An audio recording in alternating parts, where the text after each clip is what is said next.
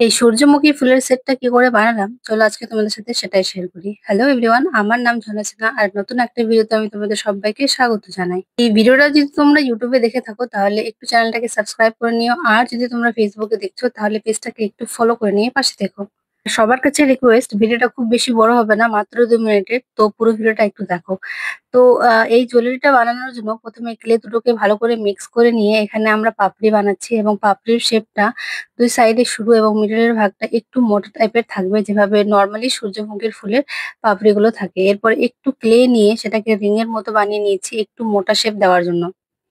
এরপর এখানে পাপড়িগুলোকে একে অপরের পাশাপাশি একটু গ্যাপ রেখে বসালাম। তারপরে আবার একটা লেয়ারে বসালাম। মিডলে একটু ক্লে দিয়ে সেখানে একটু ফোঁটা, ফোঁটা করে নিয়ে আমরা এই মিডলের ভাগটার ডিজাইনটা করে নেব। তারপর এখানে রং করা শুরু করলাম। এখানে রং করছি পাপড়িগুলো হলুদ রং।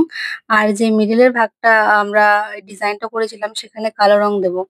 এটা একটা অর্ডারের কাজ ছিল। এই অর্ডারটা এসেছিল Facebook থেকে। তোমরাও যদি এই ধরনের কিছু অর্ডার করতে চাও তাহলে আমাকে Facebook এ ফলো করো এবং যে জিনিসটা অর্ডার করবে সেটা একটা স্ক্রিনশট নিয়ে আমাকে ডাইরেক্ট ইনবক্স করো।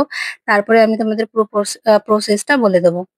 তো যে দিভাইটা এটা অর্ডার করেছিল তার একটু স্পেশাল ডিমান্ড ছিল যে ইয়ারিং এর সাইজ গুলো যাতে একটু বড় হয়, কেননা তার ফেসে নাকি ছোট ইয়ারিং স্যুট করে না।